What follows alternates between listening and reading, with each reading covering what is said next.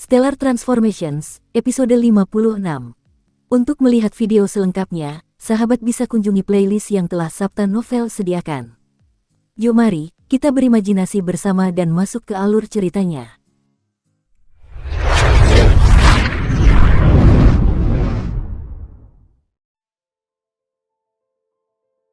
Jauh di dalam lautan, Dijian, Diking, dan Diluan, semuanya berjubah merah, bergegas berdampingan di air. Mereka menyebabkan turbulensi dan gelombang dahsyat kemanapun mereka pergi. Kematian saudara ketujuh, saudara kedelapan sangat aneh. Gua Merah Darah berada di ujung utara wilayah kita dan bersebelahan dengan benua Qianlong, tempat manusia biasa berada. Istana Air Biru dan Istana Naga Biru bahkan lebih jauh dari kita. Mengingat jarak yang begitu jauh, pembunuhnya seharusnya bukan dari Istana Naga Biru atau Istana Air Biru. Diking merenung lama, lalu membuka mulutnya dan berkata, apa yang baru saja dia katakan masuk akal. Lagi pula, kepergian Ditong ke Gua Merah Darah adalah rahasia, dan bahkan kedelapan saudaranya di Aula 9 Iblis pun tidak tahu. Bagaimana mungkin orang luar tahu? Bahkan jika pada akhirnya bawahan Blue Water Mansion dan Azure Dragon Palace mampu menemukan bahwa Ditong telah pergi ke Gua Merah Darah, mungkin mereka tetap tidak akan punya cukup waktu untuk mengejar dan membunuhnya. Di antara kesembilan saudara, Diluan cukup jago bersiasat. Setelah berpikir sejenak, ia mengangguk dan berkata, saudara kedua, apa kau masih ingat kita mengirim pesan pada Cha Hong, tapi tiba-tiba dia tidak membalas. Saat Diluan berangkat, ia mengirim pesan pada Cha Hong untuk bertanya. Akan tetapi, pesan itu bagaikan lembu tanah liat yang masuk ke laut dan tidak dijawab. Hanya ada dua kemungkinan. Pertama, Cha Hong sudah mati. Dan kedua, dia menggunakan metode jahat yang tidak diketahui untuk membunuh saudara kedelapan lalu bersembunyi. Kalau begitu, dia pasti tidak berani membalas pesan kita. Diking melanjutkan, tetapi, untuk saat ini, Diking dan dua orang lainnya juga tidak dapat mengetahui apakah Cha Hong masih hidup atau mati. Faktanya, Aula 9 Iblis pada dasarnya tidak pernah menganggap penting 8 gua di bawahnya. Kedelapan gua ini hanyalah pengelola 8 area besarnya. Aula 9 Iblis hanya menggunakannya untuk mengelola wilayahnya yang radiusnya 90 juta li dan tidak pernah mengumpulkan slip giok jiwa dari para penguasa 8 gua tersebut. Kita akan tahu setelah interogasi. Apa gunanya menebak-nebak di sini? Kata saudara keenam yang muram, Dijian. Mata Diluan berbinar mendengar kata-kata saudara keenamnya. Ia berkata, saudara kedua, aku punya metode.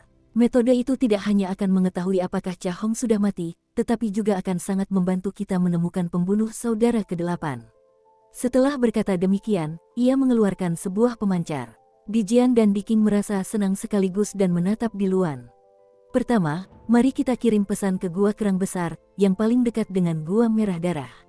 Tuan Gua Kerang Besar pasti tahu beberapa hal yang berkaitan dengan Gua Merah Darah. Ada langkah lain yang bisa diambil setelah bertanya kepada Tuan Gua Kerang Besar, kata Diluan sambil tersenyum. Ia kemudian mengirim pesan ke Gua Kerang Besar. Tak lama kemudian, sang penguasa Gua Kerang Besar membalas. Begitu Diluan melihatnya, senyum tipis muncul di wajahnya, seperti dugaanku, Tuan Gua Kerang Besar mengatakan bahwa Tuan asli Gua Merah Darah, Cha Hong, sudah meninggal. Berita ini telah menyebar ke seluruh wilayah Gua Merah Darah, jadi Gua Kerang Besar juga telah mendengarnya. Cha Hong sudah mati. Mendengar ini, Diking membuat kesimpulan dalam benaknya. Siapa penguasa gua yang baru? Dia tahu betul bahwa kemungkinan besar penguasa gua yang baru membunuh Cha Hong untuk merebut posisinya. Sama seperti mereka bisa membunuh Cha Hong, mereka juga bisa membunuh Ditong. Tunggu sebentar, saudara kedua. Aku sedang menanyainya. Diluan menunggu jawaban dari guru Gua Kerang Besar. Setelah beberapa saat, ia berkata dengan nada cemberut, saudara kedua, saudara keenam, menurut pesan dari guru Gua Kerang Besar, guru gua yang baru adalah mantan penjaga bernama Liu Xing. Tapi dia tidak tahu apa-apa tentang bagaimana Cha Hong meninggal. Penjaga Liu Xing, kata Diking pada dirinya sendiri. Dijian, Diking dan Diluan semuanya sedang merenung. Kakak kedua, kakak keenam, apakah kalian ingat kura-kura tua Qingxuan dari Gua Merah Darah itu? Apakah kalian masih ingat pertarungan ratusan tahun yang lalu? Diluan tiba-tiba berkata sambil tersenyum kepada Dijian dan Diking. Ia sudah punya ide. Dijian terkejut, kura-kura tua Qingxuan. Aku belum pernah mendengarnya. Kakak keenam, kamu tidak pernah peduli dengan apa yang terjadi di luar, jadi wajar saja kalau kamu tidak tahu apa-apa tentang dia. Bagaimana denganmu, kakak kedua? Diluan menatap kakak keduanya, Diking. Diluan mengangguk dan berkata, aku pernah mendengar tentang kura-kura tua King Xuan itu. Dulu, ketika kami memilih manajer untuk wilayah Gua Merah Darah, dia dan Cha Hong bersaing untuk posisi ini. Akhirnya mereka bertarung. Cha Hong menang tipis, tetapi pertahanan kura-kura tua King Xuan itu begitu luar biasa sehingga Cha Hong tidak bisa membunuhnya. Di Luan tersenyum dan mengangguk, tepat sekali. Pertahanan kura-kura tua King Xuan itu luar biasa. Sekarang dia juga ahli tahap Dongsu. Sebagian besar dari 8 gua di bawah Aula 9 Iblis kita tidak dapat sepenuhnya mengendalikan wilayah mereka, dan Gua Merah Darah adalah salah satunya. Ada banyak ahli di wilayah gua, bagaimana mungkin mereka semua bisa takluk pada gua tersebut? Gua Merah Darah secara namanya menguasai area dengan radius 8 juta li, namun pada kenyataannya ia hanya menguasai sepenuhnya punggungan Merah Darah dan tidak dapat mengendalikan sepenuhnya beberapa lembah dan jurang yang jauh. Bahkan sekarang, wilayah King Xuan, pegunungan King Xuan, tidak berada di bawah kendali Gua Merah Darah. Wilayah itu lebih lemah daripada pegunungan Merah Darah, tetapi Cha Hong sudah mati, jadi King Xuan pasti tidak akan menerima otoritas penguasa gua yang baru. Kita bisa. Di Luan tertawa terbahak-bahak dengan nada sinis. Mata Di King berbinar, haha, kau memang pintar, saudara ketujuh. Benar, tidak ada yang mengenal baik penguasa gua baru Liu Xing itu. Tidak akan buruk membiarkan kura-kura tua King Xuan itu mencobanya. Jika penjaga Liu Xing itu bisa membunuh King Xuan, maka dia akan menjadi tersangka utama. Di Luan juga menganggukkan kepalanya. Cha Hong sudah mati, jadi wajar saja kalau kepala gua yang baru akan dicurigai. Kalau kepala gua baru yang misterius itu yang membunuh Cha Hong, dia pasti juga membunuh Ditong. Ada semacam persahabatan dan kontak antara guru gua kerang besar dan King Xuan, kata Di Luan sambil tersenyum. Kenapa kita tidak langsung mendukung kura-kura tua King Xuan ini, saudara kedua, saudara keenam? Kita akan beritahu dia bahwa Aula 9 Iblis telah memutuskan untuk membiarkannya menjadi penguasa baru wilayah Gua Merah Darah yang radiusnya 8 juta li. Mendengar ini, Di King tidak dapat menahan diri untuk menunjuk ke arah Di Luan dan mengomel sambil tertawa, kakak ketujuh, kamu benar-benar jahat. Di masa lalu, King Xuan pernah bertarung melawan Cha Hong untuk memperebutkan posisi ini, tetapi akhirnya kalah. Ia selalu menganggap kekalahan ini sebagai aib bagi hidupnya. Jika ia tahu bahwa Cha Hong telah mati dan Aula 9 Iblis telah mengangkatnya sebagai penguasa baru wilayah Gua Merah Darah, akankah ia bisa berdiam diri saja? Ah, saudara ketujuh, si Liu Xing itu cuma tersangka. Kalau setelah kita bilang kita sudah menunjuk King Xuan sebagai manajer baru Gua Merah Darah, dia malah menghajar King Xuan, itu tidak akan bagus untuk penyelidikan kita. Lagi pula, kita sudah menunjuk King Xuan sebagai manajer baru, kata Di King sambil mengerutkan kening. Namun, Di Luan berkata sambil tersenyum, akankah kita? Kita hanya akan membiarkan guru gua kerang besar memberitahu King Xuan. Jika dia berhasil, kita tidak perlu melakukan apapun. Tapi jika dia gagal, kita pasti bisa melimpahkan tanggung jawab kepada guru gua kerang besar. Kurasa dia tidak akan berani bicara sepatah kata pun meskipun dia disalahkan. Benar. Jika Yang Mulia Aula 9 Iblis membuatnya disalahkan secara tidak adil, akankah dia berani bicara? Cerdas, cerdik, saudara ketujuh, cepat beritahu Master Gua Kerang Besar untuk mengirim pesan kepada King Xuan, membuatnya memberontak dan memperebutkan posisi Master Gua itu. Liu Xing itu, aku belum pernah mendengarnya sebelumnya. Sekarang aku ingin melihat seberapa kuat pria misterius ini. Mata Di King berkilat dingin. Jika Liu Xing ini dapat membunuh King Xuan, Di Jian dan 2 orang lainnya harus menganggapnya sebagai tersangka nomor 1. Tujuan dari manuver ini adalah untuk memperkirakan kekuatan Liu Xing yang sebenarnya. Jika dia tidak cukup kuat dan terbunuh, tentu saja Di Jian, Di King, dan Di Luan tidak akan memperhatikannya lagi. Di wilayah Gua Merah Darah, terdapat pegunungan tertentu yang beberapa kali lebih kecil daripada punggungan Merah Darah. Terdapat hampir 10.000 Xiuyaos di sini. Punggungan King Xuan ini bisa dikatakan sebagai sebuah negara di dalam negara. Secara nama, pegunungan ini berada di bawah kendali Gua Merah Darah, tetapi sebenarnya pegunungan ini tidak menerima perintah dari Gua Merah Darah. Di rumah kura-kura tua King Xuan di King Xuan Ridge, pendiri tua King Xuan sedang duduk di kursi berlengan. Seorang dayang mengipasinya dengan lembut menggunakan kipas di kedua sisinya. Ia tersenyum lebar saat ini. Rambutnya yang berwarna kebiruan dan menyala sepanjang hampir 1 meter perlahan tergerai. Alis birunya juga ikut tergerai. Bolehkah aku bertanya mengapa kau begitu bahagia, pendiri tua? Seorang pria tampan berpakaian putih masuk lalu berkata dengan hormat di satu sisi. King Xuan tidak menjawab, namun raut wajahnya berubah tak beraturan, terkadang tampak sangat ganas, terkadang tampak bersemangat dan ingin membunuh. Haha, Baiyan, pernahkah kau mendengar tentang Nine Demons Hall? Tentu saja, Aula 9 Iblis adalah penguasa sejati wilayah seluas 90 juta li dan salah satu dari 3 negara adik kuasa bawah laut. Bagaimana mungkin aku tidak tahu tentang itu? Tapi kenapa kau menyebutkannya, pendiri tua? Tanya Baiyan ragu. Sambil memegang alisnya di antara jari telunjuk dan jari tengah, King Xuan perlahan menatap pikirannya lalu berkata, kau tahu, Aula 9 Iblis telah memberitahu guru gua kerang besar untuk mengirim pesan kepadaku bahwa Cha Hong sudah mati dan aku telah menjadi guru gua yang baru. Haha, surga telah membantuku. Surga telah membantuku. Penjaga Liu Xing atau semacamnya, bocah nakal dari pegunungan kecil, tiba-tiba melakukan upaya konyol untuk menjadi guru gua tanpa memeriksa apakah dia memenuhi syarat. Sekarang aku telah ditunjuk oleh Aula 9 Iblis, aku sah. King Xuan tiba-tiba berdiri. Pria berpakaian putih itu membungkuk dan menunggu perintahnya. Baiyan, sebarkan berita bahwa aku telah menjadi penguasa gua yang baru, katakan bahwa ini adalah penunjukan yang dibuat oleh Aula 9 Iblis sendiri dan bahwa Liu Xing adalah anak haram. Mata hijau King Xuan yang berkilau memancarkan keganasan. Kekacauan, kekacauan, buatlah kekacauan untukku, para pemberontak itu. Aku ingin menjerumuskan punggung Bukit Merah Darah ke dalam kekacauan total dan darah berceceran di mana-mana.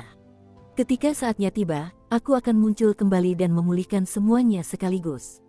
Baiyan segera membungkuk, pendiri tua benar-benar brilian. Di Gua Merah Darah, haha, Xiao Hei, kau bergegas ke sini dari jurang tapi bahkan tidak memberitahuku tentang ini. Aku benar-benar mendapat kejutan yang menyenangkan. Qin Yu tertawa terbahak-bahak. Saat ini, ketiga bersaudara itu, Qin Yu, Hou Fei, dan He Yu, sedang minum anggur di sebuah gedung di bagian utara. He Yu merentangkan sayapnya dan menyapukan sebuah cangkir dengan energinya. Ia lalu meneguk habis semua anggur yang ada di dalamnya. Haha, Fei Fei, ku dengar kau adalah tuan kedua. Bagaimana mungkin, saat kita di jurang, kita tidak memutuskan siapa yang peringkatnya lebih tinggi dan siapa yang lebih rendah. Bagaimana kalau begini, aku akan menjadi tuan kedua dan kau akan menjadi tuan ketiga. He Yu berkata kepada Hou Fei melalui indera sucinya. Hou Fei, yang sedang asyik minum anggur, langsung melotot ketika mendengar ini. Sialan kau. Apa yang kau katakan tadi? Aku selalu mendengarkan kata-kata guru. Waktu itu beliau menyuruhku memanggil Qin Yu kakak, jadi aku menurutinya. Sekarang burung berbulumu juga ingin mengalahkanku. Bermimpilah, dia tidak pernah berani menentang perintah Paman Lan. Dasar burung berbulu, Tuan tidak pernah menyuruhku memanggilmu kakak kedua, kata Hou Fei dengan angkuh. He Yu geram, minggir, monyet. Kenapa kau agresif? Paman Lan tidak bilang siapa yang kedua atau ketiga, tapi dia juga tidak bilang kau boleh menghajarku. He Yu sangat bangga, dia tidak mau mengalah. Qin Yu langsung sakit kepala. He Yu dan Hou Fei sudah pernah bertarung sebelumnya saat mereka tinggal di jurang. Keduanya ingin mengalahkan satu sama lain. Karena Hou Fei keras kepala dan He Yu sombong, mereka tidak mudah mengagumi seseorang. He Yu telah mengikuti Qin Yu sejak kecil, jadi wajar saja jika ia menuruti perintah Qin Yu. Sedangkan Hou Fei, ia memanggil Qin Yu kakak atas perintah Paman Lan. Namun, baru sekarang, setelah Qin Yu menunjukkan peningkatan kekuatan yang pesat, ia menyetujuinya. Baiklah, jangan bertengkar. Tidak ada di antara kalian yang lebih tinggi atau lebih rendah pangkatnya. Kalian setara, oke. Soal posisi master kedua dan master ketiga, itu hanyalah gelar. Xiao Hei, kau tidak di sini sejak awal, jadi kau harus menerima posisimu. Baiklah, jangan berdebat lagi tentang masalah ini. Qin Yu tidak punya pilihan selain mengatakannya. He Yu mendengus dingin. Hou Fei juga menatap He Yu dengan tajam. Meskipun keduanya bertengkar tentang posisi mereka tidak mempermasalahkan hal-hal lain.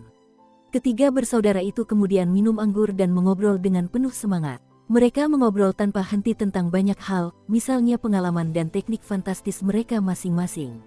Sesi minum-minum ini berlangsung selama 3 hari penuh dan sangat menyenangkan. Kehidupan seorang Xiu Zhennis hampir tidak ada habisnya sehingga sesi minum-minum selama 3 hari tidak berarti apa-apa. Qin Yu kini melihat sekeliling. Ada 6 dayang cantik yang berdiri dengan hormat di belakangnya. Ia melambaikan tangan dan berkata, kalian semua boleh pergi. Jangan biarkan siapapun masuk. Baik, kepala gua. Gadis-gadis itu membungkuk dan berkata lalu pergi dengan hormat. Setelah ke-6 dayang itu pergi, Qin Yu melambaikan tangannya, memasang mantra pembatas di sekitar mereka bertiga, lalu berkata secara misterius kepada Xiao Hei, Xiao Hei, si rendahan Cha Hong itu telah mencapai puncak tahap dongsu awal dan juga seekor ular piton air berwarna merah darah, jadi Yuanying-nya memiliki banyak energi, cukup bagimu untuk mencapai tahap Yuanying tengah. Untuk saat ini, karena jiwamu, sebaiknya kau berhenti menyerap di tahap Yuanying tengah. Jangan menyerap lebih dari itu sebelum jiwamu mencapai terobosan lain. Dukung terus channel YouTube Sabta Novel. Dia melambaikan tangannya dan sebuah Yuanying ungu melayang keluar. Itu tak lain adalah Yuanying milik Cha Hong. Xiao Hei tidak menolak dan langsung menerimanya. Hei Yu telah menjadi teman Qin Yu sejak kecil, jadi mereka sepertinya berbagi segalanya. Seberharga apapun harta itu, bagi mereka, apa yang menjadi milikmu adalah milikku, dan apa yang menjadi milikku adalah milikmu. Hei Yu juga tahu bahwa Qin Yu telah mencapai tahap meteor akhir. Tepat pada saat ini, penguasa gua, sesuatu yang buruk telah terjadi. Suara Xuanzong meninggi dari luar. Qin Yu tahu Xuanzong hanya akan bersikap seperti ini dalam situasi serius. Ia segera melepaskan mantra pembatas itu dengan lambaian tangannya. Xuanzong bergegas masuk dari luar dan berkata dengan hormat, "Ketiga guru guaku, kabar telah menyebar di Blood Red Ridge bahwa posisi guru pertama tidak sah dan Aula 9 Iblis telah menunjuk kura-kura tua King Xuan sebagai guru gua yang baru secara langsung. Rumor ini telah membuat semua orang di Blood Red Ridge cemas dan sangat merusak reputasi Blood Red Cave kami. Banyak sekali Xiu Yaois tangguh yang bahkan tidak mendengarkan perintah kami lagi." Wajah Qin Yu, Hou Fei dan Hei Yu berubah warna sekaligus. Namun, Qin Yu tidak tahu bahwa ini adalah ujian yang diberikan di Jian dan kedua saudaranya. "Kura-kura tua King Xuan, katakan padaku Xuanzong, apa latar belakang orang ini? Aku bisa melihat bahwa kekacauan ini pasti ada hubungannya dengan dia." Hou Fei tiba-tiba melempar cangkirnya ke lantai dan berkata dengan marah. Matanya memancarkan cahaya keemasan. Hou Fei tak kuasa menahan amarahnya. Bagaimanapun, dia adalah penguasa kedua Gua Merah Darah, jadi bagaimana mungkin dia membiarkan seseorang datang dan merebut posisinya. Xuanzong berkata dengan hormat, "Ketiga guru gua saya, kura-kura tua King Xuan ini juga seorang ahli yang luar biasa. Dulu, ketika Aula 9 Iblis memilih seorang manajer untuk area seluas 8 juta li ini, ia dan Cha Hong bertarung satu sama lain. Pada akhirnya, Cha Hong menang tipis, tetapi wujud asli King Xuan adalah kura-kura tua sehingga pertahanannya sangat kuat dan Cha Hong tidak bisa membunuhnya. Sekarang Cha Hong sudah mati, King Xuan pasti ingin melakukan serangan balik."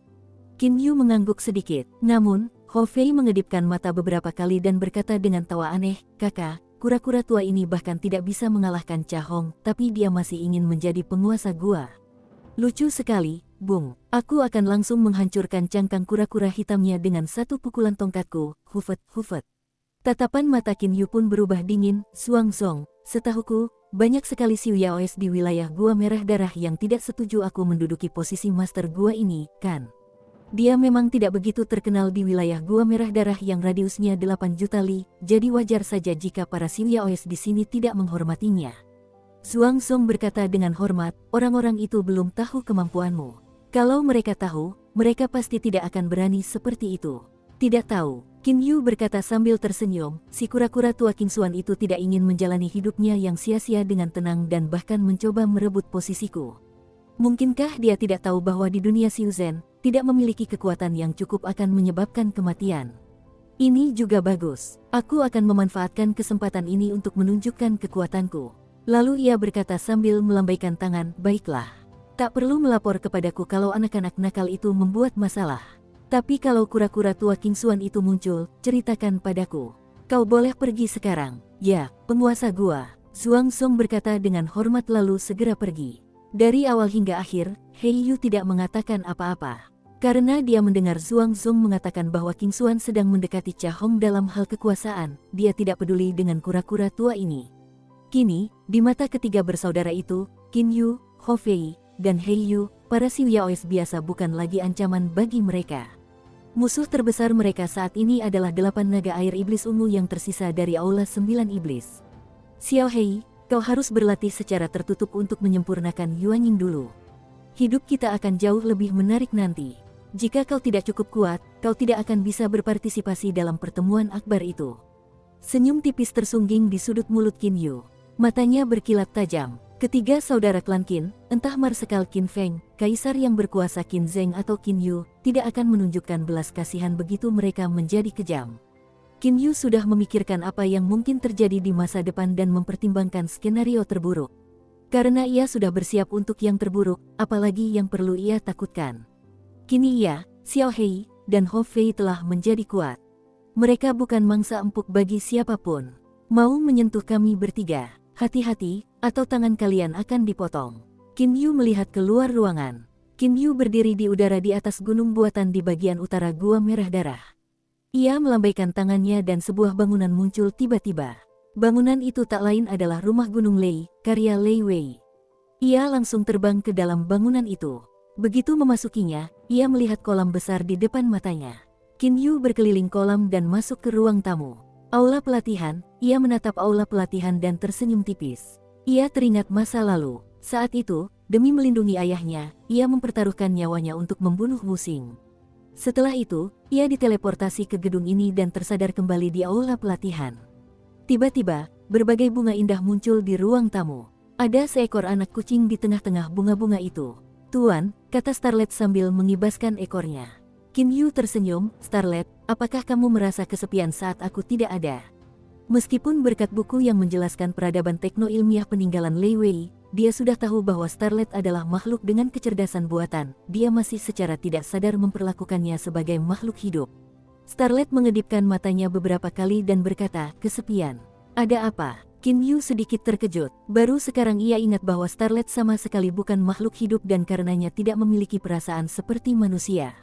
Ia tak kuasa menahan senyum. Melihat sekeliling, ia segera melihat pintu gudang dan merasa frustrasi. Gudang itu ukurannya sebanding dengan aula pelatihan. Luasnya memang sangat besar, tetapi lebih dari separuhnya dipenuhi kristal berkualitas tinggi. Ia berjalan ke pintu gudang dan memikirkannya. Pintu itu kemudian terbuka secara otomatis.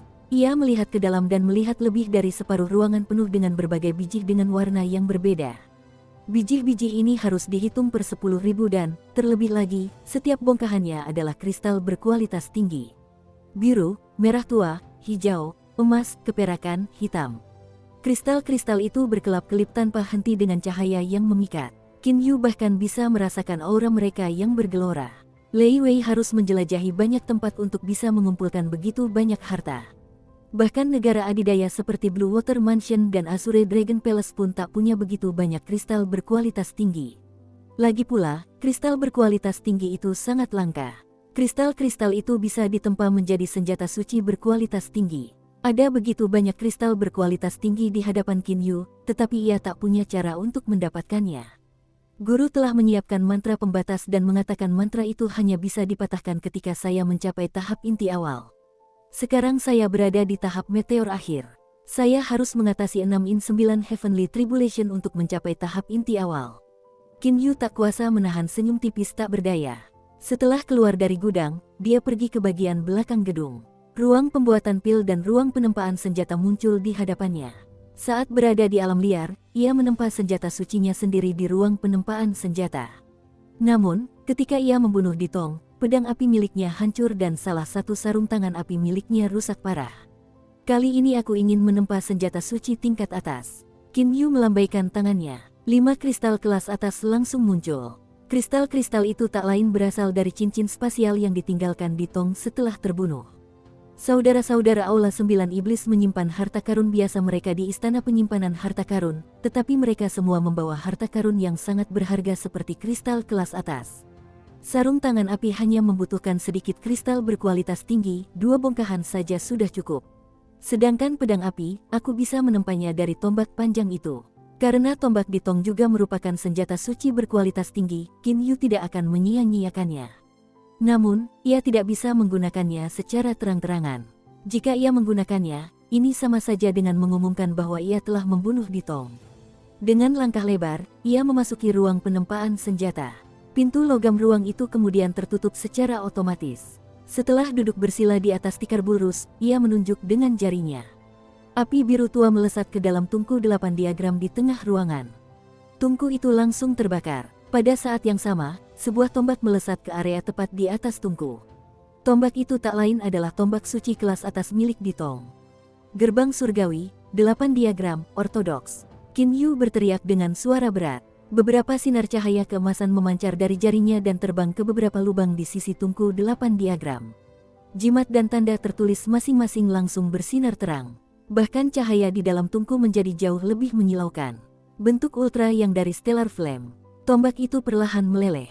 Saat dibakar oleh api ultra yang, berbagai kotorannya terbuang dan tombak itu pun mengecil. Setelah 7 hari, Qin Yu akhirnya berhasil membuat senjata sucinya. Tombak suci kelas atas telah ditempa ulang menjadi pedang pendek, yang masih disebut pedang api. Teknik penempaannya jelas lebih canggih daripada yang dimiliki Aula 9 Iblis. Dibandingkan dengan tombak, volume pedang ini bahkan tidak setengahnya karena semua kotorannya telah dihilangkan.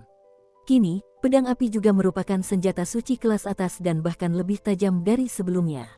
Beberapa jimat tertulis dan mantra pembatas yang terbuat dari emas ungu cair telah menyatu dengan permukaannya. Seluruh pedang pendek itu berwarna biru tua dan terdapat tanda-tanda ungu keemasan di permukaannya. Emas ungu cair memang merupakan bahan yang sangat bagus untuk membuat jimat dan segel tertulis. Pedang api itu kini bahkan jauh lebih kuat dari yang diperkirakan Qin Yu. Sepasang sarung tangan api baru membutuhkan 2 kristal berkualitas tinggi untuk ditempanya. Sarung tangan api ini sangat tipis, seperti lapisan kulit yang menempel di jari-jarinya. Namun, sarung tangan ini jauh lebih kuat daripada sarung tangan api kelas suci berkualitas tinggi sebelumnya. Setelah menempa senjata suci, Qin Yu diam-diam membaca buku di balkon ruang belajar. Ia juga berlatih tanpa henti secara internal. Di balkon ruang belajar di lantai 2 Lei Mountain House, Qin Yu sedang bersandar di kursi sambil membaca buku-buku rahasia yang menceritakan banyak rahasia dunia Xiuzhen yang ditinggalkan oleh Lei Wei. Dia dapat melihat penjaga yang berpatroli di kejauhan dari balkon ini. Penguasa gua, seseorang diam-diam sedang membuat masalah di Bukit Merah Darah. Banyak Xiuyaois mulai bergosip tentangmu sesuka hati. Jelas mereka sangat tidak menghormatimu. Banyak Xiuyaois bahkan berpikir bahwa kura-kura tua King Xuan seharusnya menjadi penguasa gua, kata Zhuang Zong sambil berdiri di luar rumah Gunung Lei. Qin Yu terus membaca buku tua di tangannya dan sama sekali tidak memandang Zhuang Zong. Ia berkata dengan acuh tak acuh, tidak perlu peduli dengan mereka. Kau hanya perlu memberitahuku kapan kura-kura tua King Xuan itu muncul. Para penjaga khawatir, tetapi Qin Yu tetap teguh seperti gunung. Ia terus membaca buku-buku tua dengan tenang di balkon. Menatap rumah Gunung Lei di hadapannya, Zhuang Zong berseru takjub dalam hati, dari mana kepala gua mendapatkan bangunan ini? Bangunan ini muncul tiba-tiba. Meskipun pintu bangunan ini terbuka, tidak ada yang bisa masuk kecuali tuan kedua dan tuan ketiga. Ini sungguh fantastis. Rumah Gunung Lei tentu saja dapat mengenali kedatangan orang. Oleh karena itu, selain Qin Yu dan kedua saudaranya, tidak ada yang bisa memasukinya. Seiring berlalunya waktu, puluhan ribu Xiuyaois di Blood Red Ridge juga diam-diam bergosip tentang Qin Yu. Selain itu, pendiri King Xuan telah mengirim bawahan untuk menyebarkan rumor sehingga sebagian besar Xiuyaois sama sekali tidak menyukai master gua baru ini. Pada saat ini, seorang pria berpakaian putih berjalan menuju pintu masuk gua merah darah. Berikan ini kepada kepala guamu. Pria berpakaian putih itu menyerahkan sebuah lempengan giok kepada seorang penjaga lalu berkata dengan angkuh, pendiri agung kita telah berkata, sesuai perintah Aula 9 Iblis, kepala gua yang baru adalah pendiri agung kita. Jika Liu Xing ini atau yang lainnya bijaksana, dia harus segera turun tahta. Kalau tidak, akan terjadi perang dan dia akan kehilangan nyawanya. Setelah mengatakan itu, lelaki berpakaian putih itu segera berbalik dan pergi bagai seberkas cahaya. Penjaga yang memegang slip giok itu masih tercengang. Baru setelah beberapa saat ia terbangun dengan kaget. Penjaga itu sangat terkejut, ini gawat. Pendiri tua King Xuan itu akan datang. Apa yang dikatakan saudara-saudara itu benar. King Xuan ini pasti ingin datang ke sini dan merebut posisi kepala gua. Sekarang dia sudah berniat untuk beraksi. Aku ingin tahu apakah kepala gua bisa menandinginya. Penjaga itu telah mendengar bahwa Qin Yu dapat mengalahkan penjaga Teng Bi dalam satu pukulan, tetapi dia belum pernah melihatnya dengan mata kepalanya sendiri. Terlebih lagi, pendiri King Xuan lebih kuat dari penjaga Teng Bi. Tak lama kemudian, slip giok itu pun terkirim ke Qin Yu. Ia bersandar di kursinya, memegang buku tua di satu tangan dan slip giok di tangan lainnya. Setelah menyapu dengan indera sucinya, ia tertawa. Surat tantangan. Ini adalah surat tantangan yang dikirim King Xuan kepada Qin Yu. King Xuan merasa dirinya setara dengan Cha Hong, dan Qin Yu, sebagai mantan pengawal Cha Hong, lebih lemah dari Cha Hong, sehingga ia yakin bisa membunuh Qin Yu. Liu Xing muda, saya pendiri tua King Xuan. Anda pasti pernah mendengar bahwa dulu saya memiliki hubungan dengan mantan guru gua Anda, Cha Hong. Saat itu, saya lengah sejenak dan kalah tipis. Saya telah berlatih keras selama ratusan tahun, berniat untuk melawan Cha Hong lagi. Siapa sangka dia akan mati begitu tiba-tiba. Ini bisa dianggap keberuntungannya. Tapi ini juga hal yang baik. Junior, serahkan posisi master gua kepadaku segera. Aku tidak ingin berdebat dengan junior sepertimu.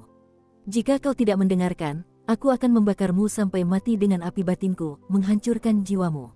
Luangkan waktu untuk mempertimbangkan ini. Aku tidak keberatan memberitahumu bahwa Aula 9 Iblis telah menunjukku sebagai kepala gua. Aku tidak membodohimu. Lagi pula, aku tidak ingin membodohi junior sepertimu. Aku akan pergi ke Gua Merah Darah 3 hari lagi. Hidup atau matimu nanti tergantung pada pilihanmu. Pendiri lama King Xuan. Melihat kepingan giok ini, Qin Yu tak kuasa menahan tawa. Api biru tua keluar dari tangannya dan membakar kepingan giok itu hingga menjadi abu. Jangan terlalu menilai diri sendiri. Dia berkomentar acuh tak acuh lalu meneruskan membaca buku tua di tangannya tanpa rasa marah. 3 hari kemudian, sekelompok besar yang terdiri dari beberapa ribu Xiu Yaois datang. Yang paling tinggi di antara kelompok ini adalah sebuah kursi yang diusung oleh 4 Xiu Yaois. Seorang lelaki tua bersandar di kursi. Rambutnya yang panjang berkibar bagai api kebiruan. Sang pendiri tua King Xuan sesekali memegang alisnya yang panjang di antara jari telunjuk dan jari tengahnya. Matanya yang sedikit terpejam terkadang berkilat dingin. Sejumlah besar Xiu Yaois dari Blood Red Ridge sedang menonton dari kejauhan. Para Xiu Yaois yang telah lama hidup semuanya tahu tentang King Xuan. Mereka tahu bahwa dia tangguh. Qin Yu hanyalah seorang penjaga di bawah Cha Hong. Bagaimana mungkin dia bisa menandingi King Xuan yang setingkat dengan Cha Hong? Sekelompok Xiu Yaois berdiri melayang di depan Gua Merah Darah, lalu serentak berbalik dan menatap King Xuan dan rombongan besarnya. Kerumunan Xiu Yaois ini dipimpin oleh Bai Yan, pria berpakaian putih. Pendiri tua, Bai Yan berlutut dan berkata dengan hormat. Pendiri tua, hampir 1000 Xiu Yaois di belakangnya berlutut dan berkata. Banyak Xiu Yaois di antara kerumunan ini datang ke Bukit Merah Darah bersama Bai Yan untuk memanipulasi Xiu Yaois lain di sini. Karena itulah, saat ini banyak Xiu Yaois yang berdiri di pihak King Xuan. King Xuan, yang sedang bersandar di kursi, membuka matanya dan melirik Gua Merah Darah. Junior Liu Xing, cepat keluar untuk menyambut pendiri tua kalian. Suaranya yang nyaring dan jernih langsung menggema di seluruh Gua Merah Darah. Kekuatan yang terkandung dalam suaranya bahkan membuat wajah para penjaga Gua Merah Darah berubah drastis.